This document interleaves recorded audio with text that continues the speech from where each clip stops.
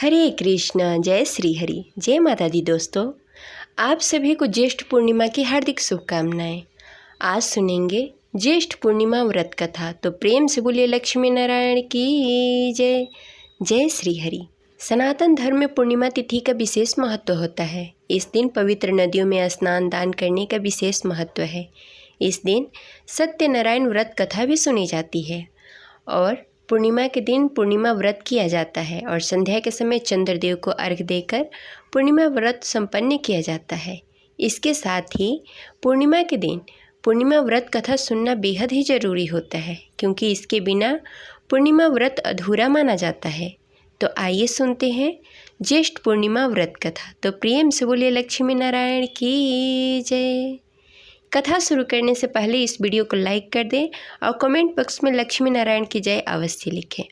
द्वापर युग में एक बार माता यशोदा ने अपने पुत्र भगवान श्री कृष्ण से कहा, हे कृष्ण, तुम संसार के रचयिता और पालनहार हो।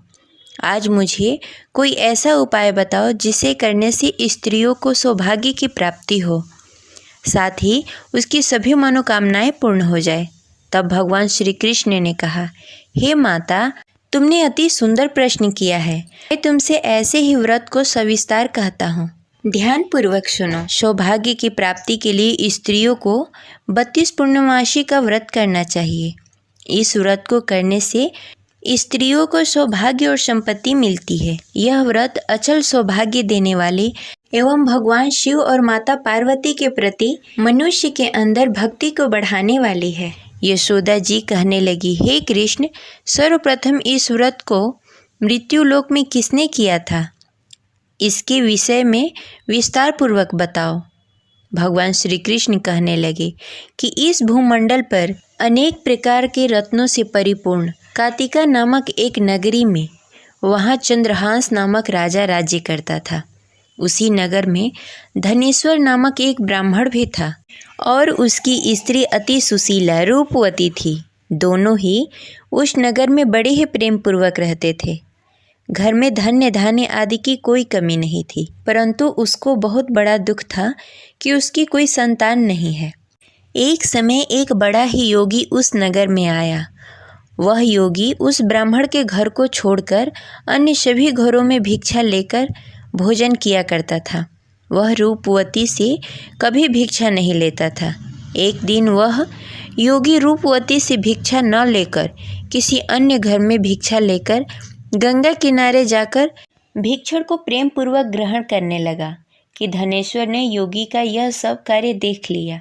अपनी भिक्षा के अनादर से दुखी होकर धनेश्वर ने योगी से बोला, हे महात्मा, आप सब घरों में भिक्षा लेते हैं, परंतु आप मेरे घर में कभी भिक्षा नहीं लेते। इसका क्या कारण है? योगी ने कहा, निसंतान के घर से भिक्षा लेकर पतितों के अन्न से तुल्य होती है, और जो पतितों का अन्न खाता है वह भी पतितो हो जाता है। क्योंकि तुम निसंतान हो, इसलिए पतित हो जाने के भय से मैं तुम्हारे घर से भिक्षा नहीं लेता। धनेश्वर योगी की यह बात सुनकर बहुत दुखी हुआ और हाथ जोड़कर योगी के पैरों में गिर गया और कहने लगा, हे महाराज, यदि ऐसा है तो आप पुत्र प्राप्ति का उपाय बताएं। आप सर्वज्ञानी हैं, मुझ पर कृपा करें। हे भगवान, मेरे घर में धन धान्य की कोई कमी नहीं, परंतु मैं पुत्र न होने के कारण अत्यंत दुखी रहता हूँ। आप मेरी इस दुख का हरण करें, आप समर्थवान हैं। यह सुनकर योगी कहने लगे, हे ब्राह्मण, तुम चंडी की आराधना करो। घर आकर उसने अपनी पत्नी से सब वृत्तांत कहा और स्वयं तप करने के लिए वन में चला गया। वन में जाकर उसने चंडी की उपासना की और उपवास किए। चंडी ने 16वें दिन उसको स्वप्न में दर्शन दिया और कहा, हे धनेश्वर, जा, तेरे घर में पुत्र होगा, परंतु वह 16 वर्ष की आयु में मृत्यु को प्राप्त हो जाएगा। यदि तुम दोनों पति पत्नी 32 पूर्णमासी का व्रत विधि विधान पूर्वक करोगे तो वह दीर्घायु हो जाएगा। जितनी तुम्हारी सामर्थ्य हो, आटे के दिए बनाकर शिव जी भगवान का पूजन करना, परंतु पूर्णमासी का व्रत 32 होने चाहिए। प्रातःकाल होने पर इस स्थान के समीप तुम्हें एक आम का वृक्ष दिखाई देगा। उस पर चढ़कर एक फल तोड़कर शीघ्र ही अपने घर चले जाना और अपनी पत्नी से सब वेदांत कहना। ऋतु स्नान के पश्चात वह स्वच्छ होकर श्री शंकर भगवान का ध्यान करके उस फल को खा लेगी। भगवान शिव की कृपा से उसे गर्भ हो जाएगा। जब वो ब्राह्मण प्रातः काल उठा, उस स्थान पर एक वृक्ष उगा हुआ था जिस पर एक अत्यंत सुंदर आम का फल लगा हुआ था। उस ब्राह्मण ने उस आम के वृक्ष पर चढ़कर फल को तोड़ने का प्रयत्न किया, परंतु वृक्ष पर कई बार प्रयत्न करने पर भी वह चढ़ नहीं पाया। तब वह ब्राह्मण को बहुत चिंता हुई। तब विघ्न विनाशक श्री गणेश भगवान की वंदना करने लगा।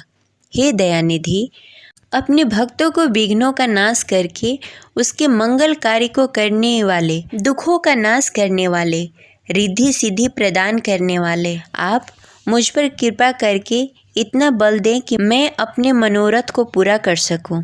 इस प्रकार गणेश जी की प्रार्थना करने पर उसकी कृपा से धनेश्वर वृक्ष पर चढ़ गया और उसने सुंदर आम का फल तोड़ लिया। और धनेश्वर ने सोचा, जो वरदान से फल मिला था वो यही है और कोई फल दिखाई नहीं दे रहा। उस धनेश्वर ब्राह्मण ने जल्दी से घर जाकर अपनी पत्नी को वह फल दे दिया और उसकी पत्नी ने अपने पति के कहे अनुसार उस फल को खा लिया और गर्भवती हो गई। देवी जी की असीम कृपा से उसे एक अत्यंत सुंदर पुत्र प्राप्त हुआ जिसका नाम उन्होंने देवीदास रखा। माता पिता के हर्ष और शोक के साथ वह बालक शुक्ल पक्ष की चंद्रमा की भांति अपने पिता के घर में बड़ा होने लगा। वह बालक अति सुंदर, विद्वान और बहुत ही पढ़ने में निपुण हो गया। दुर्गा जी के आज्ञानुसार उसको 32 पूर्णमासी का व्रत रखना आरंभ कर दिया, जिससे उसका पुत्र बड़ी आयु वाला हो जाए। 16वां साल लगते ही देवीदास के माता पिता को बड़ी ही चिंता हो गई कि उसके पुत्र की इस वर्ष मृत्यु न हो जाए। इसलिए उन्होंने अपने मन में विचार किया कि यदि यह दुर्घटना उसके सामने हो गई तो वो कैसे सहन कर पाएंगे। इसलिए उन्होंने देवीदास के मामा को बुलाया और कहा, हमारी एक बहुत बड़ी इच्छा है कि देवीदास 1 साल के लिए काशी में जाकर विद्या अध्ययन करे और उसको अकेला भी नहीं छोड़ना चाहिए, इसलिए साथ में तुम चले जाओ और 1 वर्ष के पश्चात उसको वापस लेकर आना। सब प्रबंध करने के पश्चात उसके माता पिता ने काशी जाने के लिए देवीदास को एक घोड़े पर बैठाकर उसके मामा के साथ भेज दिया, परंतु यह बात उसके मामा या किसी और को नहीं बताई। धनेश्वर तथा उसकी पत्नी ने अपने पुत्र के मंगल कामना तथा दीर्घायु के लिए भगवती दुर्गा की आराधना करना शुरू कर दिया। पूर्णमासी का व्रत करना आरंभ कर दिया। इस प्रकार बराबर 32 पूर्णमासी व्रत किया। उन्होंने पूरी श्रद्धा और भक्ति के साथ पूरा व्रत कर लिया। कुछ समय पश्चात एक दिन वह मामा और भांजा रात बिताने के लिए किसी गांव में ठहरे हुए थे। उस दिन उस नगर में ब्राह्मण के अत्यंत सुंदर, सुशील और रूपवती कन्या का विवाह होने वाला था। जिस धर्मशाला के अंदर वर और उसके बाराती ठहरे हुए थे, उसी धर्मशाला के अंदर देवीदास और उसके मामा भी ठहरे हुए थे। उधर कन्या को तेल आदि चढ़ने के बाद जब लग्न का समय आया तो वर की तबीयत खराब हो गई। वर के पिता ने अपने परिवार वालों से विचार विमर्श करके कहा कि देवीदास मेरे पुत्र जैसा ही है, मैं उसके साथ लग्न करा दूं और बाद में बाकी सारे काम मेरे बेटे के साथ पूरे हो जाएंगे। ऐसा करने के बाद वर के पिता ने देवीदास को मांगने के लिए उसके मामा के पास गए और उन्हें सारी बात बताई। मामा ने कहा कि कन्यादान में जो कुछ भी मिलेगा वो हमें दे दिया जाए। वर के पिता ने बात स्वीकार कर ली। इसके बाद देवीदास का विवाह कन्या के साथ संपन्न हो गया। इसके बाद वह अपने पत्नी के साथ भोजन न कर सका और मन में विचार करने लगा, न जाने यह किसकी पत्नी होगी। यह सोचकर उसकी आंखों से आंसू आ गए। तब वधू ने पूछा कि क्या बात है, आप उदास क्यों हैं? तब उसने सारी बातें पत्नी को बता दी। तब कन्या कहने लगी कि यह ब्रह्म विधान के विपरीत है। आप मेरे पति हैं, मैं आपकी पत्नी रहूँगी, किसी अन्य की कभी नहीं हो सकती। तब देवीदास ने कहा, ऐसा मत करिए, क्योंकि मेरी आयु कम है, मेरे बाद आपका क्या होगा। लेकिन उसकी पत्नी नहीं मानी और बोली, स्वामी आप भोजन करिए। दोनों रात में सोने के लिए चले गए। सुबह देवीदास ने पत्नी को 4 नगों से जड़ी एक अंगूठी दी और एक रुमाल दिया और बोला, हे प्रिय, इसे ले लो, संकेत समझकर स्थिर चित्त हो जाओ। मेरे मरण जीवन के जानने के लिए एक पुष्प वाटिका बना लो, उसमें सुगंधित पुष्पों को उगा लो, उसमें प्रतिदिन जल देना और खेलते कूदते रहना। जिस समय और जिस दिन मेरा प्राण प्राणांत होगा, उस दिन यह पुष्प सूख जाएंगे।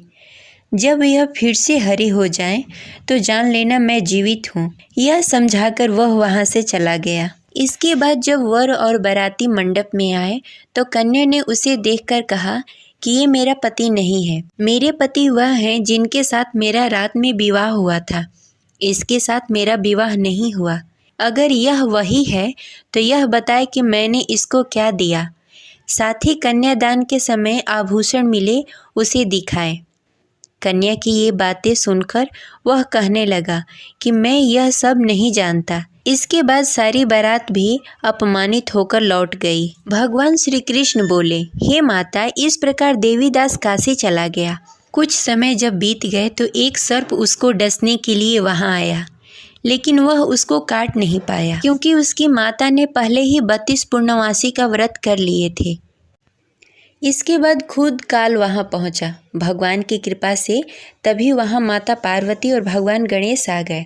देवीदास की मूर्छित दशा को देखकर माता पार्वती ने भगवान शिव से प्रार्थना की कि हे महाराज, इस बालक की माता ने पहले ही 32 पूर्णमासी का व्रत कर लिया है, आप इसको प्राण दान दें। भगवान शिव ने माता पार्वती के कहे अनुसार उसको प्राण दान दे दिया। उधर उसकी पत्नी उसके काल की प्रतीक्षा कर रही थी। उसकी पत्नी ने जाकर देखा कि पुष्प और पत्र दोनों ही नहीं हैं, तो उसको बहुत ही आश्चर्य हुआ। और जब उसने देखा कि पुष्प वाटिका फिर से हरी भरी हो गई, तो वह समझ गई कि उसका पति जिंदा हो गया है। इसके बाद वह बहुत ही प्रसन्न होकर अपने पिता से कहने लगी कि मेरे पति जीवित हैं, उनको ढूंढिए। जब 16वां वर्ष व्यतीत हो गया, तब देवीदास अपने मामा के साथ काशी से चल दिया। इधर उसके पत्नी के परिवार वाले उसे ढूंढने के लिए जा रहे थे कि उन्होंने देखा कि देवीदास और उसका मामा उधर ही आ रहे थे। उसको देखकर उसके ससुराल वाले बहुत ही प्रसन्न हुए और उसे घर लेकर आए। वहाँ सारा नगर इकट्ठा हो गया और कन्या ने भी उसे पहचान लिया। देवीदास ने इसके बाद अपनी पत्नी और मामा को लेकर वहाँ से चल दिया। उसके ससुराल वालों ने भी उसे बहुत सारा धन और दहेज देकर विदा किया। जब वह घर के लिए चल रहा था, तो उसके माता पिता को लोगों ने खबर दे दी कि तुम्हारा पुत्र देवीदास और उसकी पत्नी और उसके मामा आ रहे हैं। ऐसा समाचार सुनकर पहले तो उन्हें विश्वास नहीं हुआ, लेकिन जब देवीदास आकर अपने माता पिता का पैर छुआ, तो देवीदास के माता पिता ने उसका माथा चूम लिया और दोनों को अपने सीने से लगा लिया। दोनों की आने की खुशी में धनेश्वर ने बहुत सारा धन ब्राह्मणों को दान में दिया और हंसी खुशी रहने लगे। भगवान श्री कृष्ण कहने लगे कि इस तरह धनेश्वर ने 32 पूर्णिमा का व्रत रखकर पुत्र प्राप्त किए। जो भी स्त्री इस व्रत को करती है, वह जन्म जन्मांतर तक वैध का दुख नहीं भोगती और सदैव सौभाग्यवती रहती है। यह मेरा वचन है। यह व्रत संतान देने वाला और सभी मनोकामनाएं पूर्ण करने वाला है। ये रही आज की कथा। आशा करते हैं आपको अच्छी लगी होगी। तो इस वीडियो को लाइक करें और ज़्यादा से ज़्यादा लोगों को शेयर करें। अगर आप हमारे चैनल पर नए हैं तो इसे सब्सक्राइब करके बेल आइकन को प्रेस कर लें। मिलते हैं अगले वीडियो में। तब तक के लिए हरे कृष्ण, राधे राधे।